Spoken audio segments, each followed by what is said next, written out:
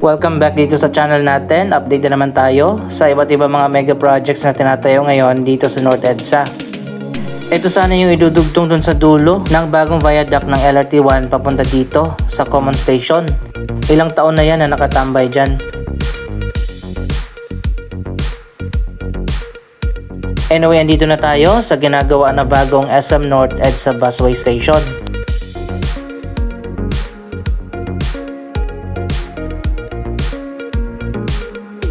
Isa itong modern station ng EDSA Busway and makikita naman natin iba ang design nito sa iba pang mga EDSA carousel station.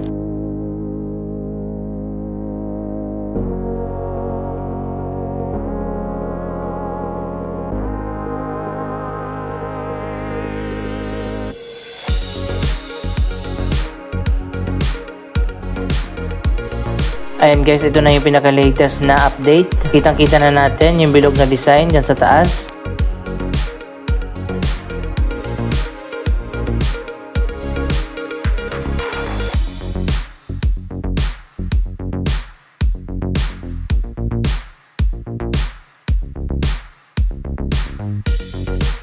Mahaba pa pala yung magiging walkway nito. Ayan, tingnan natin, maglalakad pa hanggang dito yung mga commuters at saka bababa at sasakay dito sa unahan.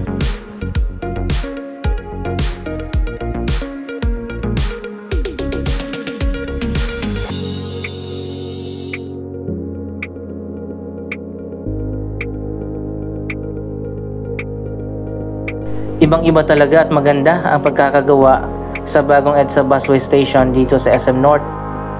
Ang modern station na ito ay pinondohan mismo ng SM at magkakaroon pa ng dalawa pang ganito na modern EDSA Busway Station. Isa sa tapat ng SM Mega Mall at isa naman doon sa SM Mall of Asia.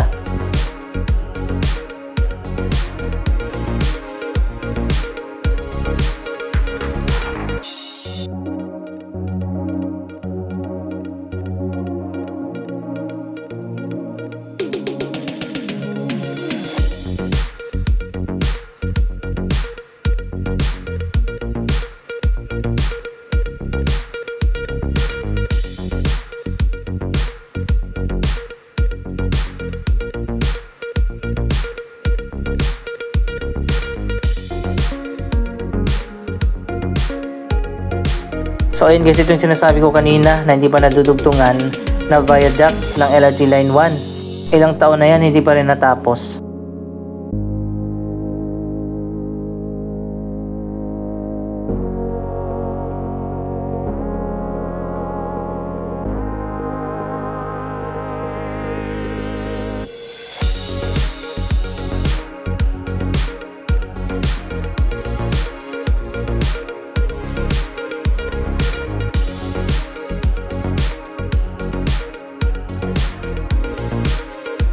Ganito yung magiging final design kapag natapos na yung ginagawa ngayon na EDSA Busway Station dito sa tapat ng SM North.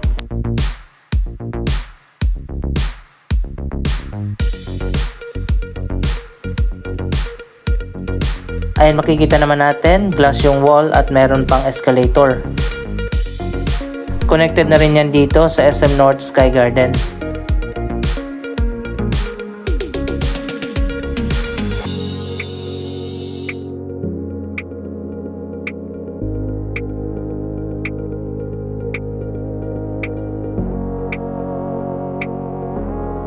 Ongoing na rin ang progress sa North Avenue Station ng MRT7.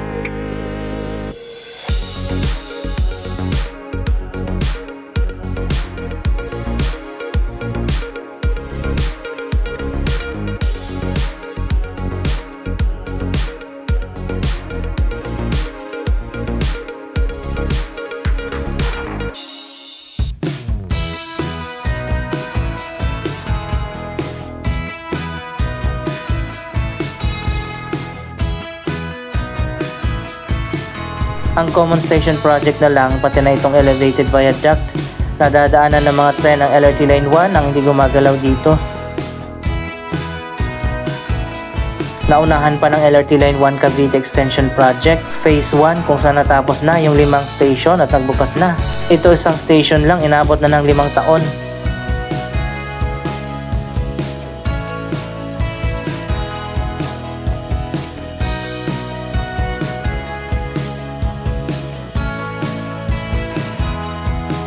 Mabuti pa ang MRT7 Turnback Guideway Project, tuloy-tuloy na rin yung progress.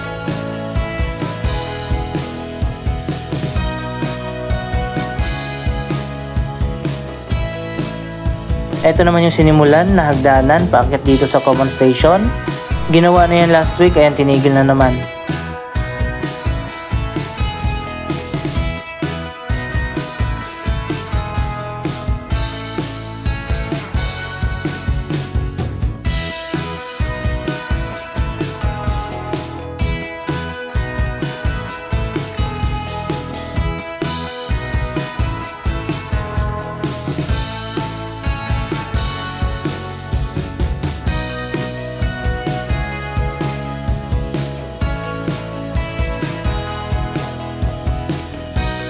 Ito na ngayon ang latest na progress dito sa West Avenue. Ito na yung mga poste ng Turnback Guideway Project ng MRT7.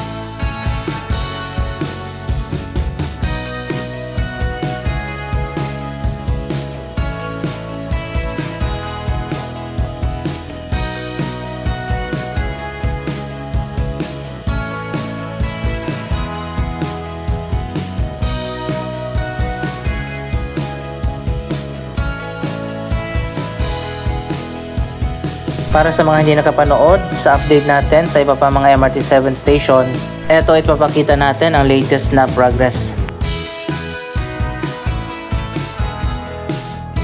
Eto na ngayon ang latest na progress sa Batasan Station.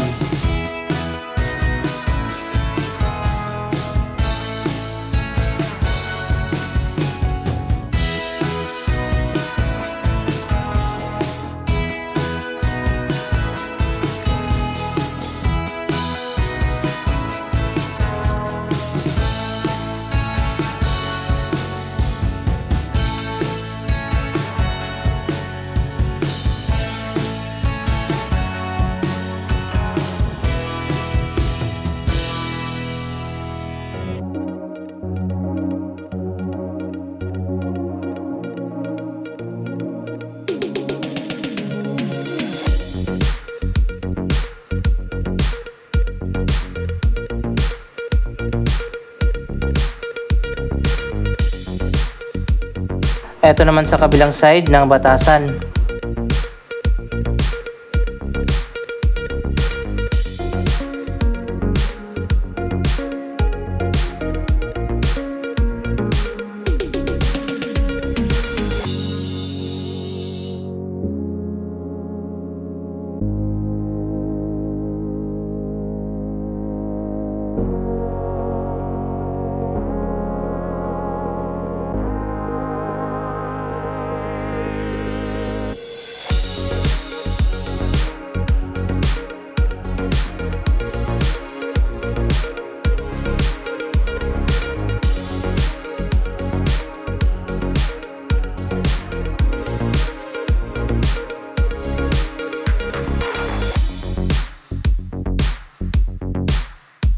Sigurado napakaraming sasakay at bababa dito.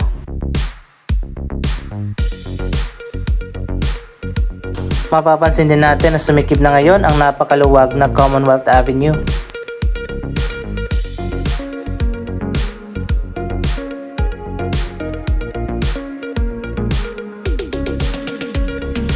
May mga hagdanan na sa magkabilang side ng Batasan Station.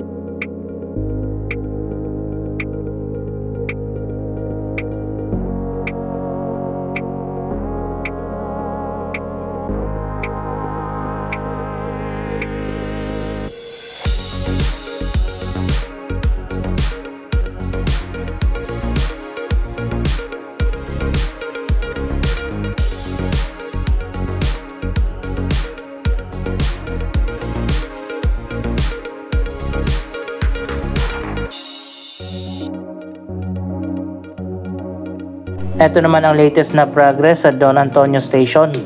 Isang taon na lang at nakaschedule na nga na maging operational ang mga station ng MRT7 sa December 2025.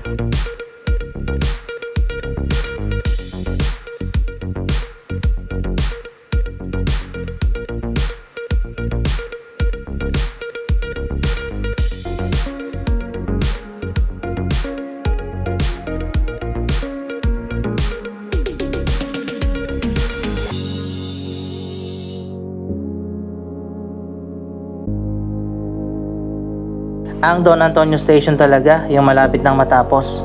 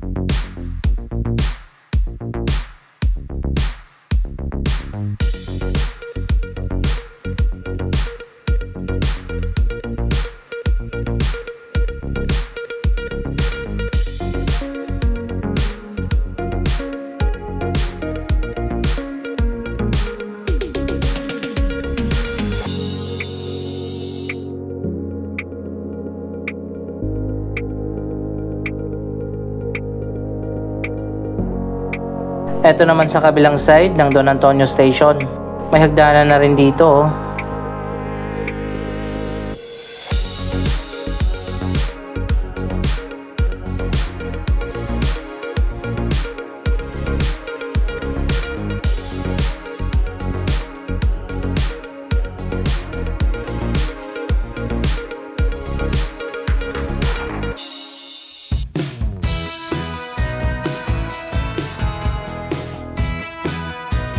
Ito naman ngayon ang latest na progress sa Tandang Sora Station.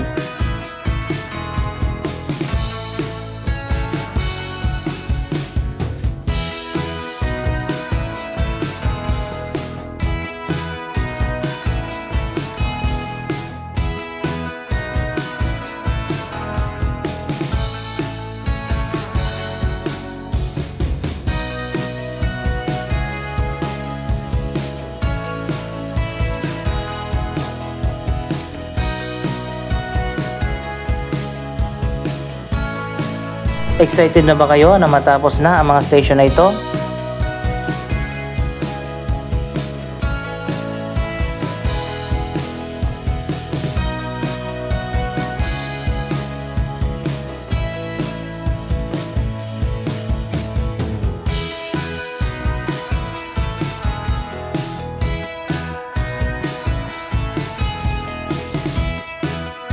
Parang kalahati lang yung station na ginagawa dito, and preparation pala ito sa magiging spur line ng MRT7 papunta sa C5 at Katipunan para magiging common station ang Tandang Sora.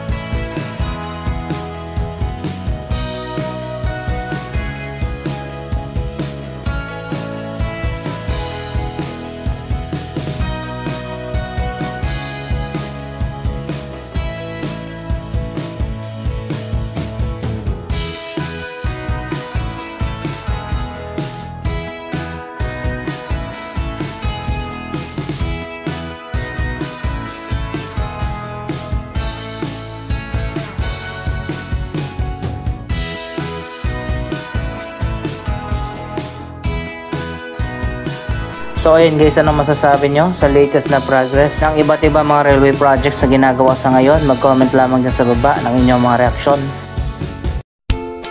Maraming salamat sa inyong panonood. Don't forget to like, share, comment at subscribe. Thank you for watching.